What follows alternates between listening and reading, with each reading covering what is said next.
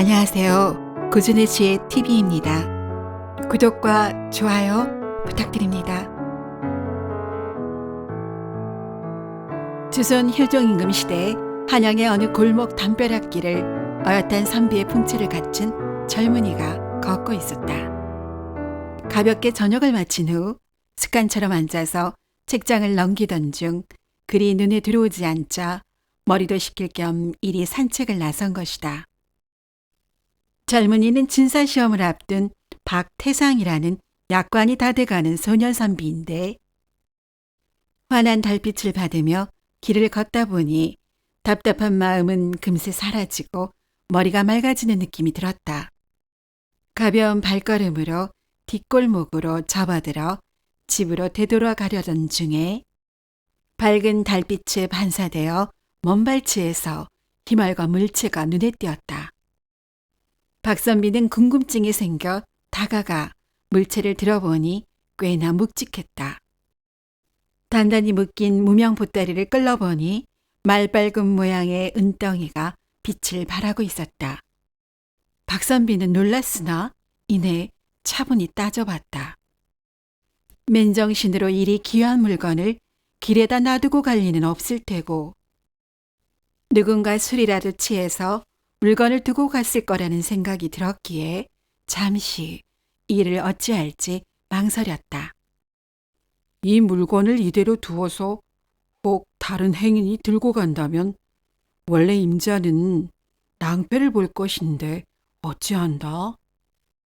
생각이 이에 이르자 박선비는 원래 임자를 찾아줄 결심으로 전대를 다시 묶어서 담장 아래 잘 보이지 않는 곳에 숨겨두고 임자를 기다리기로 했다. 앞길을 왕래하는 사람들이 있었으나 누구 하나 잃어버린 물건의 임자인 듯한 사람은 보이지 않고 사람의 인적도 거의 끊기는 밤이 되어갔다. 통금 시간도 가까워진 듯하여 전대의 임자를 기다리는 박선비의 마음은 어서 임자가 나타나기를 손꼽아 기다렸다. 순찰을 준비하는 술락꾼들의 웅성이는 소리가 들리는 듯했다. 재차 이를 어찌할까 고민하는 와중에 멀리서 사람의 그림자가 보이는 듯했다. 그때 연배가 비슷해 보이는 어떤 젊은이가 힘없이 이리 기웃 저리 기웃하며 이리로 오는 것이다. 박선비는 그 젊은이가 필시 은을 잃어버린 임자라는 생각이 들어 슬쩍 떠보았다. 이보시오 선비님, 무엇을 그리 열심히 찾고 계십니까? 아, 글쎄 제가 칠순 노모를 모시는데 살림이 여의치 않아 제대로 봉양도 못하던 차에 타지에서 넉넉하게 사는 친구에게 은자 300냥을 빌려왔지 뭡니까? 오던 중에 허기를 못 이기고 주막에 들러 소주 한 사발을 들이키고 길을 가던 중에 저도 모르게 취하여 길가에 누웠다가 깨어보니 전대가 온데간데 없지 뭡니까? 박선비는 이어서 은자를 싼 보따리가 어떤 것인지 묻자 젊은이는 무명 전대를 꽉 묶어 어깨에 둘러매었었다고 말하며 통곡했다. 이에 박선비는 빙그레 웃으며 젊은이를 위로하듯 전대를 내밀며 말했다. 내 이곳에서 초저녁부터 댁을 기다린 지 오래되었소이다. 찾던 은이 예 있으니 울음을 그치시고 어여 집으로 가 노모를 봉양하시지요. 이 말을 듣고 은전대를 앞에 하는 젊은이는 수도 없이 고개를 수그리며 치사하였으나 웬일인지 갈 길을 가는 대신에 갑자기 박선비 앞에 엎드려 더 높이 통곡하는 것이었다. 박선비는 그 모습이 기이하여 그 연유를 물으니 젊은이가 눈물을 훔치며 답했다. 기실 이 물건은 제가 가난해서 벗어나고자 남의 집에서 훔친 것입니다. 선비님의 높은 행실을 보고 제 자신이 무한히 부끄러워 일이 통곡하는 것입니다. 부디 무병장수하시고 공부 많이 하시어 귀하게 되시길 축원합니다. 박선비가 황당해하는 중에 젊은이는 이리 말하고 총총히 가던 길을 떠나갔다. 이후로 그 젊은이는 더는 도둑질을 하지 않고 은자 300냥을 미천 삼아 장사길에 나섰으며 근면 성실하고 수완을 발휘해서 4년 만에 큰 재산을 일구었다. 젊은이는 지난 날을 뉘우치고 자신이 도둑질했던 집을 찾아가 은자 300냥에 장리로 150냥을 더한 450냥을 되돌려 주었다. 그러나 젊은이는 장리를 쳐 돈은 돌려주었지만 자신이 도둑질했다는 사실은 변치 않으니 비록 형편은 넉넉해졌으나 자신의 원래 품은 뜻을 이루지 못한 것이 한탄스러웠다. 양반의 자손으로 집안이 가난하여 어쩔 수 없이 남의 집 담을 넘고 신분을 낮춰 장사에 손을 대었으니 그의 본심은 아니었으며 어엿한 양반가로 집안을 다시 일으킬 소망이 내리에서 떠나지 않았다.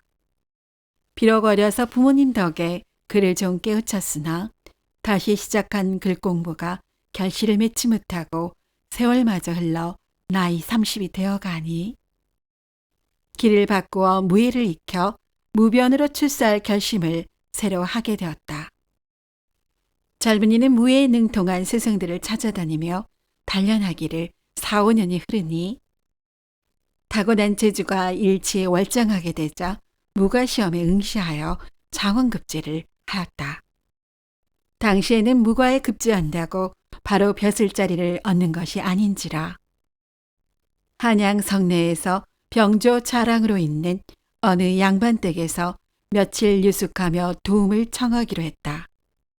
그리하길 열흘이 가까워지자 또 다른 무과 급제자가 찾아와 한방에서 숙식을 함께 하게 되었다. 그러던 어느 날 병조 자랑으로 있는 주인이 두 젊은이를 사랑채로 불렀다.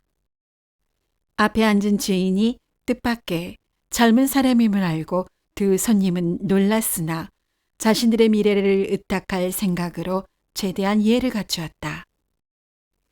제가 항시 업무에 바쁜 관계로 진작 찾아오신 손님들을 모시고 정담을 나누지 못했습니다. 제 허물을 용서해 주십시오. 이어 주인이 객들에게 거수와 성명을 물으니 한 사람은 동대문 밖에 사는 김성웅이라고 말했고 다른 한 사람은 수원 사는 이경득이라고 했다. 이어 주한상이 들어오고 서로 건조하며 자리가 무르익자 주인이 쾌활하게 말했다. 제가 주종에만 매어 있다 보니 지역의 사정을 속속들이 깨고 있지 못합니다. 우리 세 사람이 연배도 비슷해 보이니 더 이상 격식을 따지지 말고 사소한 이야기라도 좋습니다. 세상 돌아가는 이야기나 솔직히 나누시지요.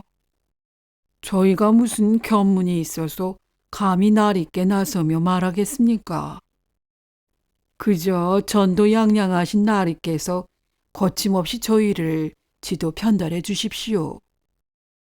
어허, 손님들께서 아직 긴장이 풀리지 않았습니다, 그려. 주인은 이리 말하며 계속 건주를 하니 몇 순배가 돌고 나자 동대문 사는 김선달이 잠시 생각에 잠기더니 입을 열었다. 날이 소인이 나이 20 남짓 되었을 적에 겪은 일을 하나 들려드려도 될런지요. 당시에 저희 집안은 쇠락하여 칠순 노무와 단 둘이 지내고 있었습니다. 사람이 새끼를 굶으면 도둑질할 생각이 든다더니 어리석게도 제가 그런 선택을 했습니다. 이리 말을 꺼내기 시작한 김선달은 자신의 이야기를 이어갔다. 그는 차마 한양 성내에서는 도둑질할 용기가 나지 않아 멀리 수원으로 가 도둑질할 여러 집을 물색한 후 밤이 깊어지자 한 집을 월담하여 들어갔다. 집안 사람들이 모두 잠든 사이 살금살금 주위를 살피며 걷는 중에 어느 방 안에선가 희미한 불빛이 새어나오자 엿보니 아무도 없기에 들어가서 벽장문을 열고 살폈다.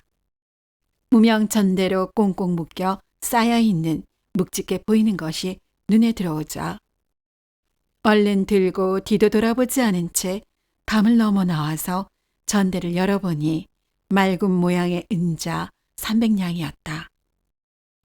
그는 이토록 재물 얻기가 쉽구나 하는 마음으로 기뻐 집으로 향했다.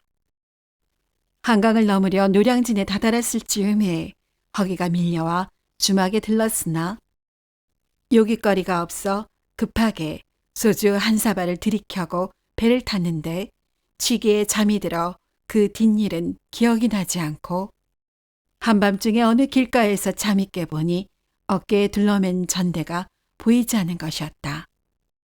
이후 그는 나루터 길을 향해 더듬어 가는 중에 소년 선비를 만나 전대를 되돌려 받았다고 했다.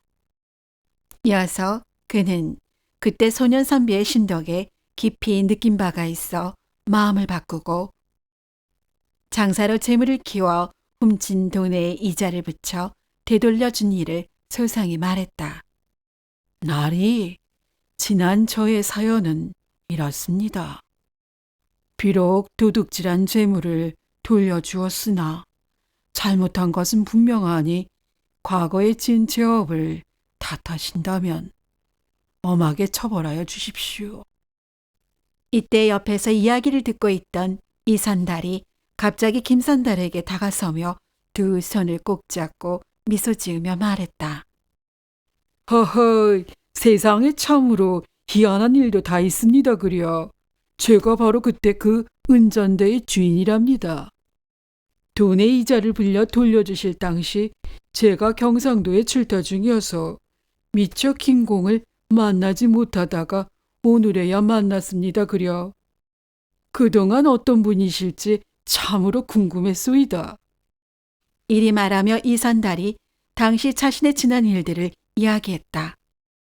이선달은 본디 부유한 양반가의 자손으로 어려움을 모르고 지내다가 나쁜 친구들과 어울려 방탕한 생활을 하던 중에 부모님께 물려받은 전 재산을 탕진하였다고 한다. 그때 폐가 직전이라 함께 어울리던 친구에게 도움을 청하러 갔으나 거절당하고 낙심하여 집에 들어오니 은 450냥을 누군가 가져다 놓았고 그것을 미천으로 신기일전하여 가산을 관리한 덕에 예전만은 못하더라도 여유를 찾았다고 했다. 그 후 무예를 익혀 무과에 급제까지 하였던 것이다. 허허, 지난날 김공의 청백한 행실이 오늘날에 제가 있게 하였으니 참으로 고맙소이다. 이때 두 선달의 관계무량해 하는 모습을 보던 주인이 호탕하게 웃으며 말했다. 어허, 어찌 이런 기이한 인연이 있단 말이오. 지난날 밤을 새며 은을 지키고 있었던 소년이 바로 이 사람이외다. 이 말을 듣고 두 선달이 감흡하여 병조 자랑 박공에게 절하며 말했다. 오늘날 저희들이 있기까지는 모든 나리의 고결한 신덕과 청백한 덕행의 덕분입니다. 평생 나리를 스승으로 섬기겠습니다. 어허, 우리 셋이 연배도 비슷한데 어찌 제가 섬김을 받겠습니까? 우리 셋이 우정어린 결의를 이어 평생을 함께 하십시다 그려. 세 사람은 서로의 손을 맞잡고 하늘이 맺어준 인연에 기뻐하였다. 며칠 후 박공은 이러한 사연을 임금께 아뢰니 임금이 크게 감탄하며 두 선달에게 벼슬을 내려 세 사람이 나라를 위해 힘써 일하도록 일렀다. 훗날 세 사람은 청빈한 덕을 이어가 박공은 이조 판서에 올랐고 두 선달 역시 순탄하게 벼슬살이를 통해 김성웅은 포도대장에 이경득은 불련대장에 올랐다고 전해진다. 오늘도 이야기를 시청해 주신 여러분께 감사드립니다. 재미있는 이야기로 곧 찾아뵙겠습니다.